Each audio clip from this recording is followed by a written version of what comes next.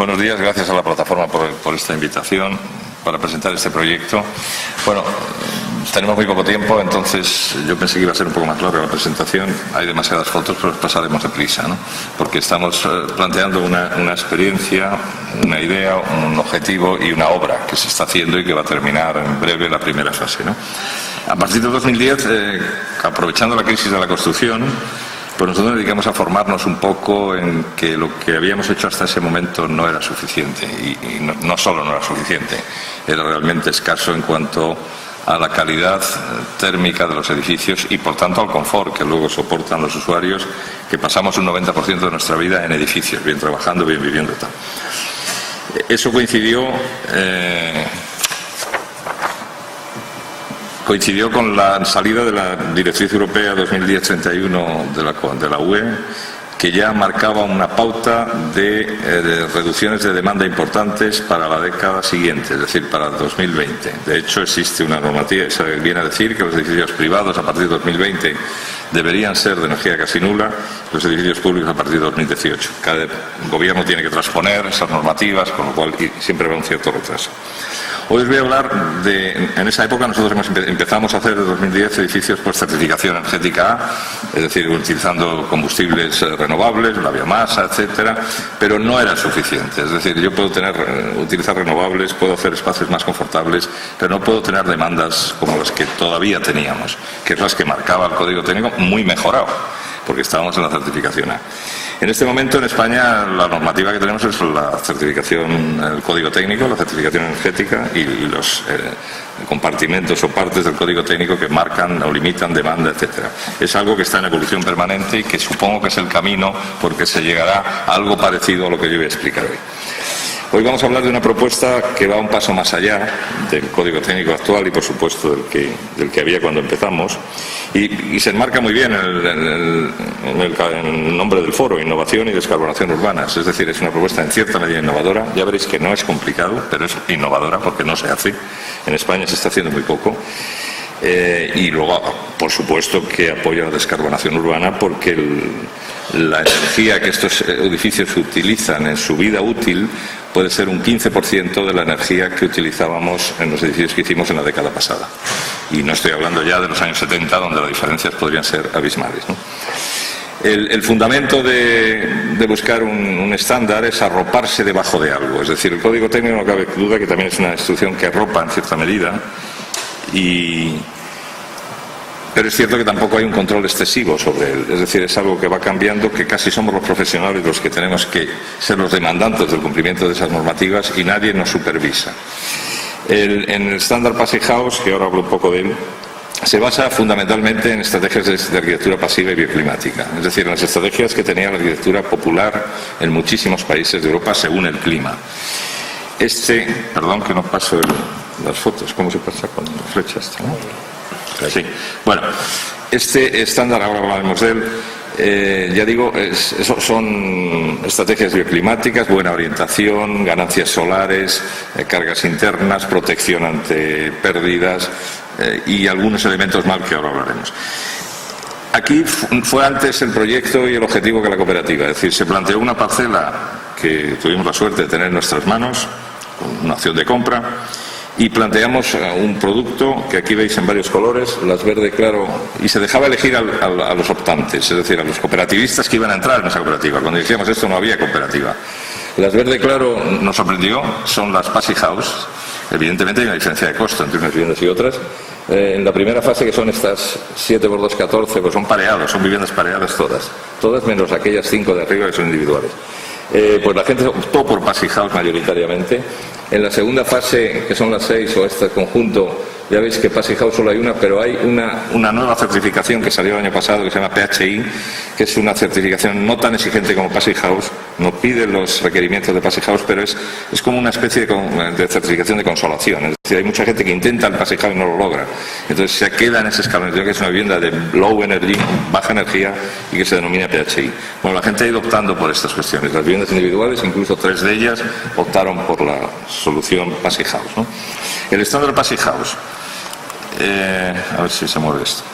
El estándar Passivhaus House no obliga a nada, es decir, no te obliga a modelos constructivos, a materiales. Tú puedes hacer la casa como el edificio, perdón, no la casa, como quieras. Es decir, hay viviendas Passivhaus House que están hechas de paja, hay viviendas Passivhaus House que están hechas de hormigón y hay viviendas Passivhaus House que están hechas de madera y de lo que queráis. Nosotros hemos optado por un modelo tradicional de construcción, el que empleábamos antes de hacer Passivhaus House.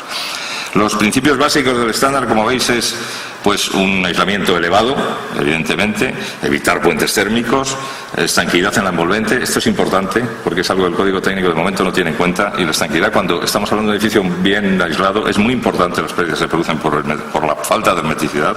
Unas ventanas con altas prestaciones, el pulmón de la casa, que es un ventilador con recuperación de calor, que no quiere decir que no puedas abrir las ventanas. Y la modelización mediante un programa de cálculo que es el PHPT, que es un programa muy interactivo y muy interesante y muy fácil de manejar. Los objetivos del estándar es que el edificio que hagamos, independientemente del uso, independientemente del clima en el que se haga, es decir, en Alemania, en España o en Chile, en este momento hay unas 60-70.000 viviendas hechas ya en el mundo, y la bola de nieve va creciendo de una manera desmesurada, exagerada, casi exponencial. La exigencia es la misma para todos, es decir, no hay que sobrepasar 15 kilovatios hora metro cuadrado año.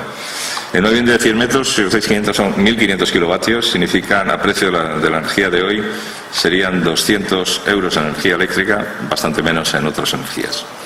15 kilovatios igualmente en refrigeración, y luego 0,6 renovaciones hora máximo de ventilación. Es decir, si nosotros hacemos el test de blower door que hacemos en estas viviendas, en una vivienda de las que tenemos construidas en la década pasada, veríamos que las renovaciones que nos salen con una sobrepresión de 50 pascales, que es mínima, pues sería por encima de 2,5, 3, y no te digo ya viviendas de la década de los 90, 80, donde hay la ventilación no es que ventilación, es que el aire de la calle dentro casi está a la misma temperatura. Bueno, principios indirectos. El estándar tenía otra cosa y que a nosotros nos llamó la atención desde los primeros cursos a los que fuimos y nos formamos y sacamos nuestros títulos de certificados como el de designer, etcétera. Y es que la gente que vivía en estas casas no hablaba de ahorro, te hablaba al final de ahorro, te hablaba primero de confort, qué bien dormía, qué bien vivía, qué a gusto estaba en cualquier sitio de la casa, qué bien estudiaba, qué bien tenía la cabeza, etcétera. Bueno, y es porque el Passivhaus tiene unos criterios también de confort.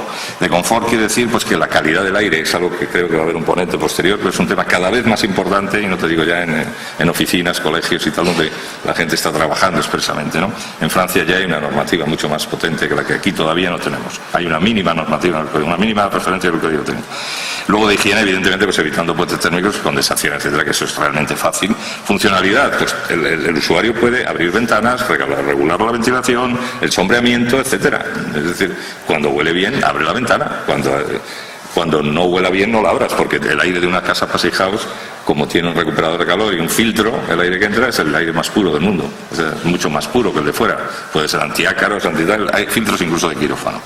Bueno, y luego utilizar ventiladores eficientes porque van a estar funcionando permanentemente. El esquema, ahí lo veis, la línea amarilla sería la envolvente térmica, que se usa, es decir, debe recorrer. Hombre, no es necesario que no haya puentes térmicos. Puede haber puentes térmicos y de hecho hay que calcularlo.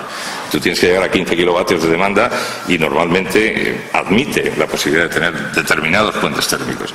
Nosotros en estas viviendas hemos procurado que no los haya.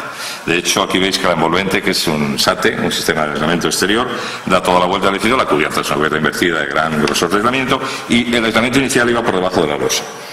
Son viviendas, unas con sótano, sin sótano. Estoy trayendo el primer ejemplo, el único ejemplo que traigo, que es vivienda sin sótano. El garaje lo tiene en paralelo. Luego hay un sistema de ventilación, que es un ventilador que lo que hace es meter aire en las habitaciones lineales y sacarlo de las habitaciones húmedas, siempre con un equilibrio de caudales, etcétera, regulación de humedad, etcétera. Depende hasta dónde se quiera llegar. Las plantas de las viviendas son bien normales, son dos viviendas pareadas que se certifican conjuntamente, es decir, son Passivhaus de 2 en 2, se podrían hacer de 1 en 1, pero es más complejo. Que tiene un salón, un espacio, despacho, dormitorio, una cocina, y en la planta siguiente, pues 3 dormitorios, 2 baños. Es decir, una vivienda de 150 metros útiles o 148, amplia, y 190 metros construidos. Esta es otra sección donde se ve un poco esa envolvente, que no tiene más interés. Aquí sí que tiene interés ver un poco, como tenemos viviendas Passivhaus y código técnico, aquí se me salta este. Aquí sí que veis los dos detalles de la izquierda vuestra, son secciones de las viviendas Passivhaus. El otro es un código técnico mejorado, y digo mejorado porque veis que hasta el peto de cubierta está aislado por una de las caras. Es decir, no necesitaríamos aislar el peto de cubierta porque no pertenece a la envolvente térmica. En cambio, en la vivienda Passive House que tenéis ahí, el grosor de aislamiento es considerable. Bueno, hay que hacer además unos cálculos, por supuesto, de todos los puentes térmicos, incluido la ventana. La ventana es un puente térmico, es decir, tienes que demostrar que las superficies interiores de todos esos paramentos nunca están por debajo de 17 grados, que es la forma de tener confort, porque la temperatura sensible que yo siento en mi casa es la media del aire y lo que me irradia en las paredes. Si tienes aire a 21, fantástico, sí, pero si tengo las paredes a 13, haz la media. No estás a gusto, tienes que ir al rincón donde la pared esté más caliente. En estas casas da igual donde te pongas. Y por eso se trabaja con temperatura al aire de 20-21 grados en invierno y 25 en verano. Bueno, en la losa cambiamos el criterio de aislamiento de losa por un problema constructivo. Colocar un aislamiento bajo losa es complicado. Entonces le hicimos un canto y la cera perimetral y el resultado del PHP era muy similar. Teníamos casi el mismo resultado. Una cosa importante de esto, y aunque viene aquí ahora y podría venir luego, es que sabemos exactamente el costo porque es precio cerrado de lo que nos ha costado la misma vivienda, Passive House y código técnico. Como veis, la diferencia de la misma vivienda, bueno, no es la misma vivienda, porque evidentemente la ventana no es la misma, no tiene recuperador de calor el código técnico, no tiene estanqueidad, luego no es la misma, pero hay una diferencia de 14.000 euros que significa el 8%.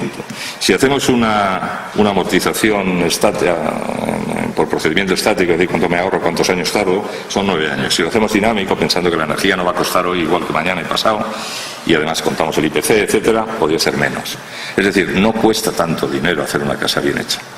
Las calidades de toda la envolvente y de todos los productos que no se pueden tocar son buenas. Bueno, y ahora os voy a hablar rápidamente de la obra. Bueno, pues la explanación de la parcela, losa de cimentación, construcción tradicional, pilares metálicos, forjado de hormigón con semipigueta de hormigón, es decir, un forjado normal, el que hacíamos antes.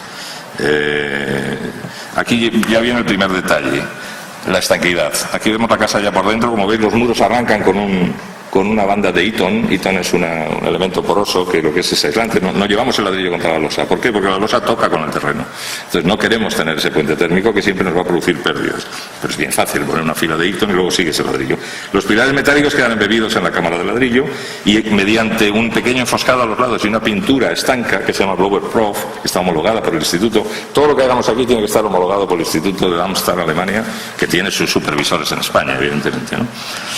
Esta ha sido la preocupación mayor que teníamos, no es poner aislamiento, porque poner aislamiento sabemos ponerlo y luego depende de la casa de SATE que hagas, lo pondrás bien o mal, o mejor o peor, pero la estanqueidad era un problema serio, porque no sabíamos si íbamos a cumplir. Bueno, al final, mediante yeso en todos los paramentos, colocación de ventanas previamente, claro, la ventana, como veis aquí, no sé si se ve bien. Sí, bueno, ahí se ve la ventana que está colocada en la capa aislante, es decir, por delante del ladrillo, que es el elemento de sujeción, y sellada con unas cintas negras por fuera y por dentro. Aquí la veis. Es decir, que hay un sellado de uno de los elementos más peligrosos en la estanqueidad, que es la unión ventana-muro, ¿no? Tampoco es un problema tan complejo, es decir, las ventanas, luego hablaremos de ellas. El SATE lleva un grosor suficientemente alto y empezamos incluso colocando en 2 capas de 10+10, con sus rosetas, con sus anclajes pegados. Claro, estamos haciendo el SATE también con una de las mejores casas de Europa, que es STO. Es decir, no es lo mismo hacer un SATE y otro. Es decir, cuando dices, ten coche, bueno, este coche es un Mercedes. Pero tampoco es mucho más caro. Aquí veis que estamos a 20 centímetros de aislamiento de media. Pero eso no cuesta dinero. Lo que cuesta dinero es el acabado de ese SATE. Es decir, el 20 centímetros estamos costando pues a euro y medio el centímetro. No es dinero. El dinero es el mortero de armado, las mallas de armado y los acabados del SATE para que dure 30 años sin tenerlo que pintar. Bueno, eludimos las persianas, evidentemente, porque es un elemento de infiltración segura y fuimos a pensar a una única persiana en la ventana de la cocina, pero no teníamos sitio para colocar las mallorquinas correderas, y es un cajón que también fabrica. Toda esta carpintería que vais a ver ahora o que estáis viendo, esta carpintería se fabrica en Ávila, en Febreros. Es una casa italiana la que fabrica los perfiles madera-aluminio, la serie Uniwan, no recuerdo el nombre de la casa italiana. Pero el Blas Recio es un constructor de Febrero que tiene allí su carpintería industrial y es el que está fabricando y está homologado por el Instituto Passive House porque cumple las condiciones de que marco más vidrio, ahí veis que tiene triple vidrio, doble cámara de argón, doble bajo emisivo, decaladores de PVC. El conjunto no puede sobrepasar una transmitancia de 1 vatio metro cuadrado Kelvin. se logra y el incremento de precio no es notable. Otra cosa importantísima para las tranquilidades es, en vez de bisagras en ventana, bisagra oculta, es decir, la bisagra va arriba y abajo, y eso provoca también una ventaja.